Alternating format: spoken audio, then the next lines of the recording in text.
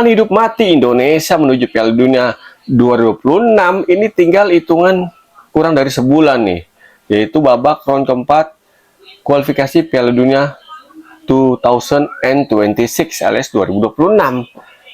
Sebelum pertandingan ini banyak beredar kabar-kabar yang menarik. Salah satunya adalah kabar-kabar yang faktor-faktor non teknis ya, yang bisa mempengaruhi jalannya laga nih. Yang pertama itu terkait wasit yang bakal mimpin pertandingan Indonesia nanti lawan Arab Saudi kalau nggak salah tuh ya.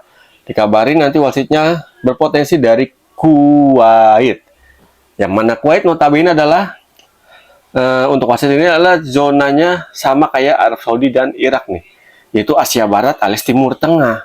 Dan ini diprotes nih sama federasi ya kalau nggak salah ya, dan bakal melayang surat protes ya, dan meminta agar wasitnya itu yang memimpin pertandingan Indonesia di babak round keempat nanti, kalau bisa wasitnya itu di luar zona Asia Barat ataupun Asia Tenggara.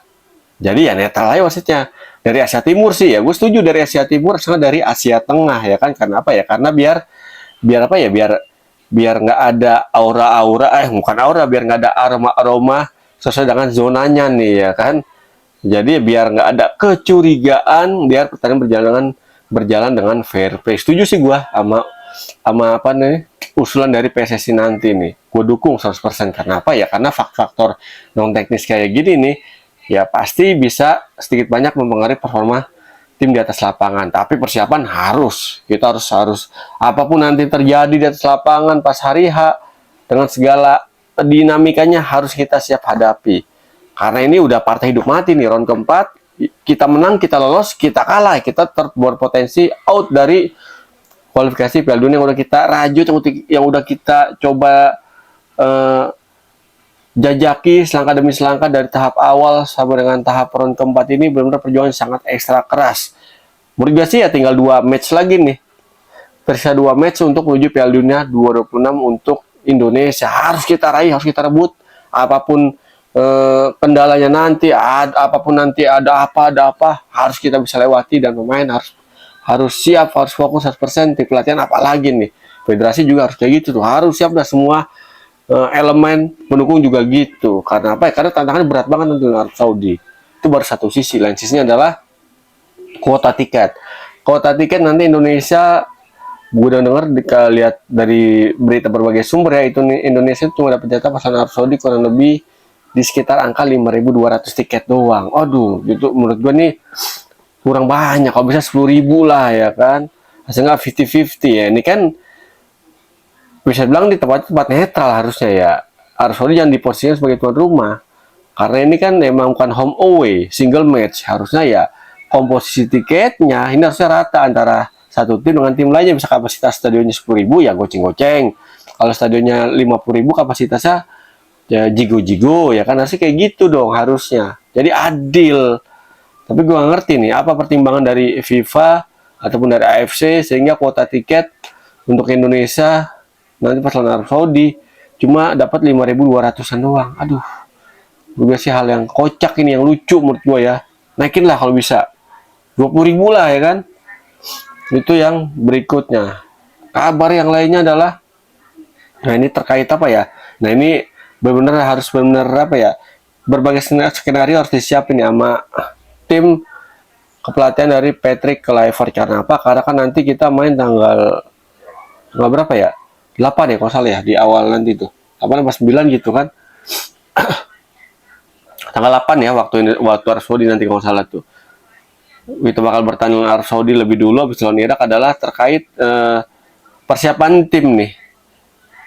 Kemungkinan para pemain Indonesia yang berat di Eropa, beberapa, nggak semua, beberapa, ini baru sampai di Arab Saudi itu sekitar tanggal 6 Oktober.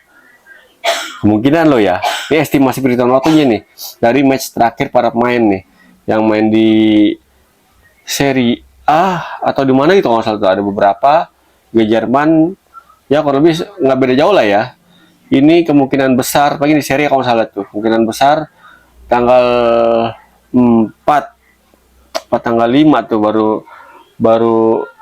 baru mulai itu tuh. Kita lihat tanggalan dulu. Sekarang September tanggal 30 hari Selasa.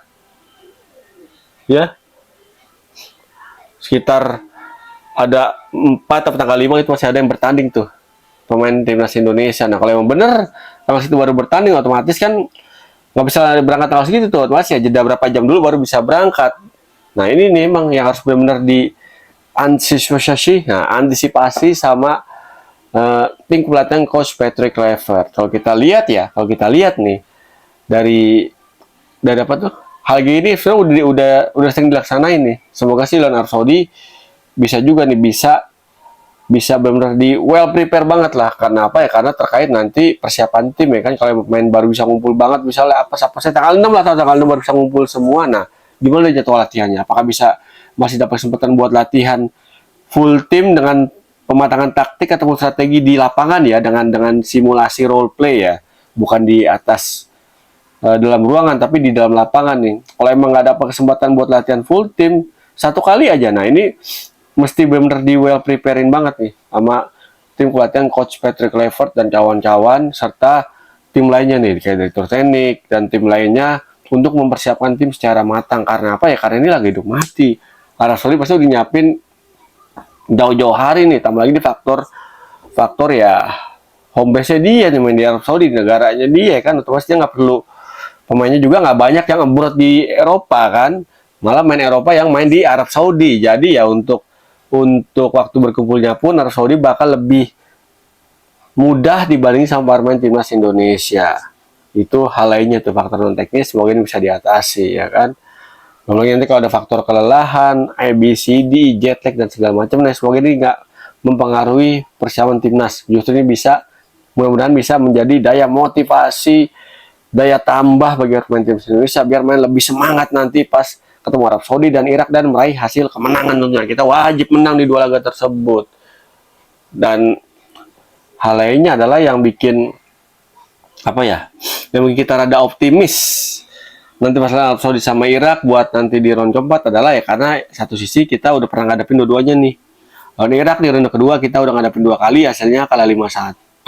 Ya kalau nggak salah ya, sama 3-1 tuh kalau nggak salah. Dan Arab Saudi lebih positif nih. Kita seri sekali 1-1 di kandang Arab Saudi, menang 2-0 di GBK.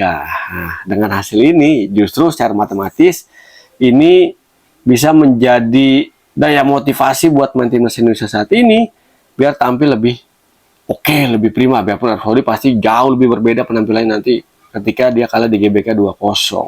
Lawan Irak pun kita kalah 2 kali, karena apa ya? Karena komposisi mainnya ini belum sedahsyat saat ini nih. Dengan komposisi saat ini gue sih ya rada optimis yang kita bisa berpotensi ngeraih kemenangan nih. Arab Saudi juga gitu tuh, asal.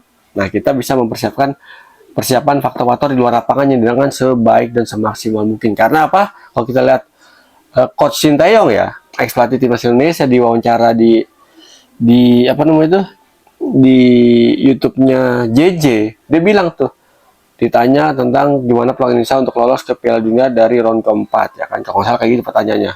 Jawabannya kurang lebih ya, peluang Indonesia untuk ke Piala Dunia 2026 ini kurang lebih 30% angkanya menurut Coach Sintayong. Karena apa? Faktor persiapan.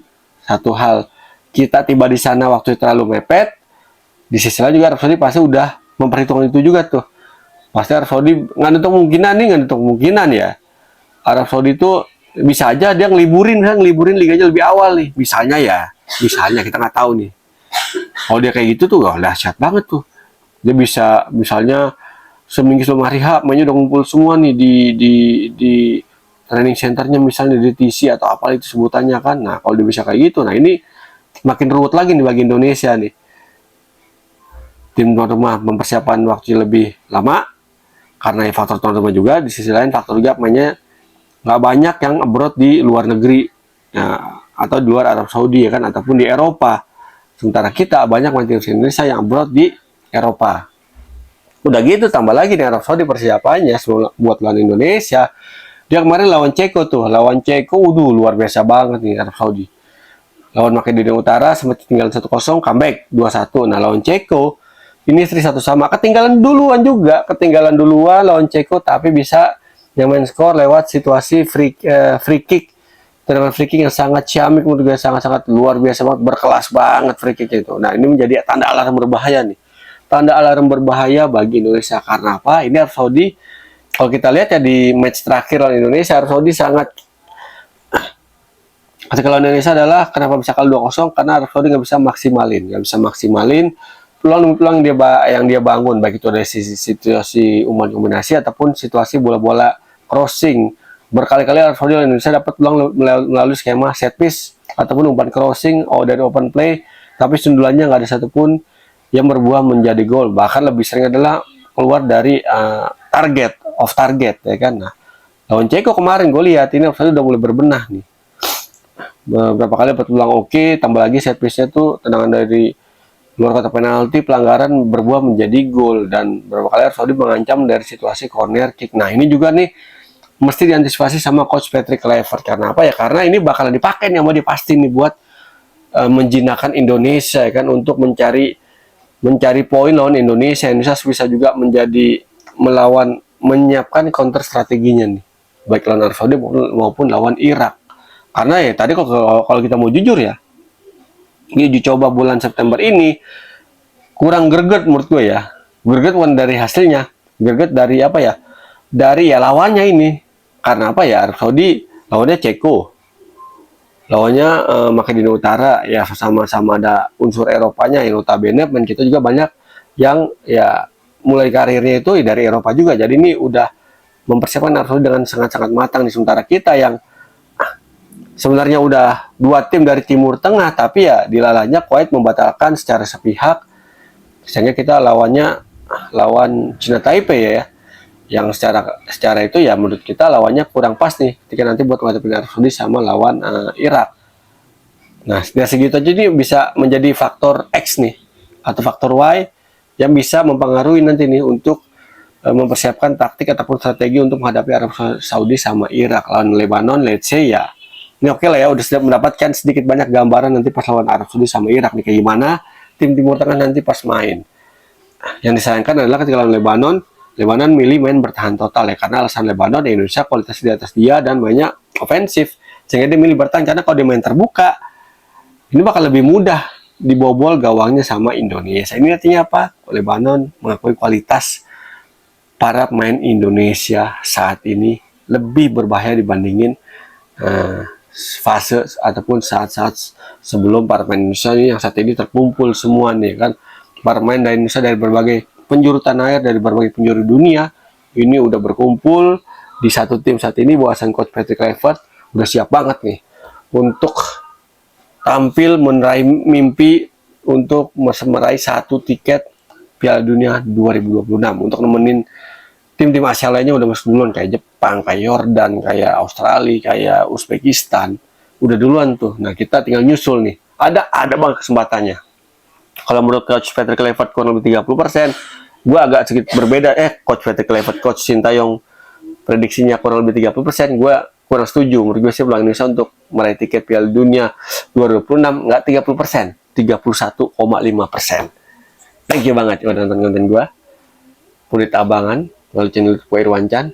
Thank you banget, jangan bosan-bosan untuk support channel YouTube gue biar makin terus berkembang dengan cara nontonin, like, subscribe, komen, dan share. Dan yang belum hidupin loncengnya, jangan lupa hidupin tanda loncengnya biar nanti ada info terbaru tentang konten gue langsung muncul notifikasinya. Saya pamit, salam olah bola.